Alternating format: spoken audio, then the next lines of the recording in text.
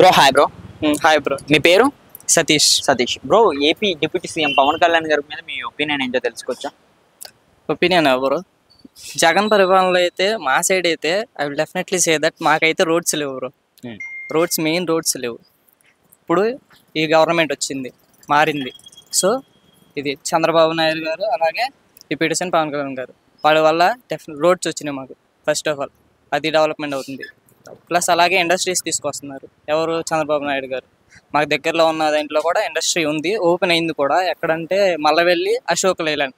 Okay, Jagan వచ్చారు, దాన్ని close చేయించేశారు.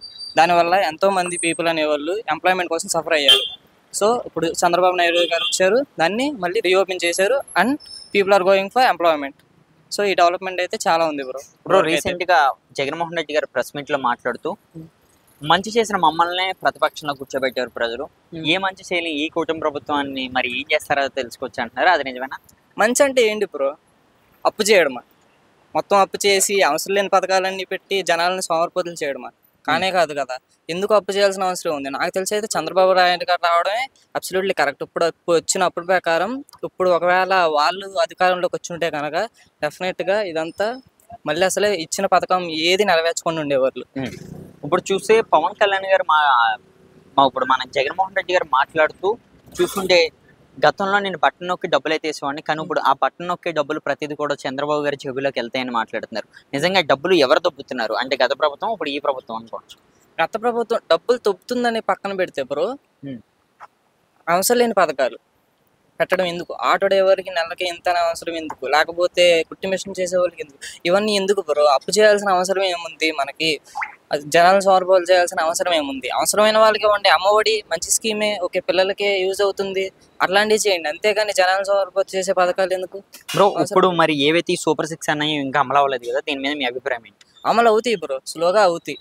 అర్థమైందా? ఇప్పుడు చేసిన అప్పుకి చంద్రబాబు నాయుడు రావడమే కరెక్ట్. ఎందుకంటే ఆయనకున్న ఎక్స్పీరియన్స్తో ఆర్ఎల్స్ ఆయనకున్న దీంతో ఇంకా ఎంతో కొంత అమలు చేస్తాడు.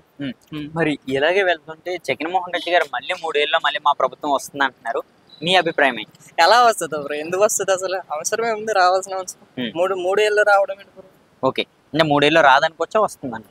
రాదు బ్రో, అసలు రానే రాదు. ఇప్పుడు మీరు చూడండి, అతను అనుకున్న దానికంటే చంద్రబాబు నాయుడు గారు అంతకు మించిన ఎక్కువ డెవలప్మెంట్ చేస్తాడు. డెఫినెట్గా మళ్ళీ చంద్రబాబు నాయుడు గారి పాలనే వస్తుంది. మరి okay, AP deputy CM Pawan Kalyan గారి కోసం ఏం మాట్లాడు పవన్ కళ్యాణ్ గారు ఎస్ డెఫినెట్లీ ఆయన అనుకున్నది కూడా చేస్తారు. సాధిస్తున్నారా ఇప్పుడు ఈ 10 నెలల్లోని? ఆయన అన్న ప్రతి మాట నెరవేరుస్తున్నారా?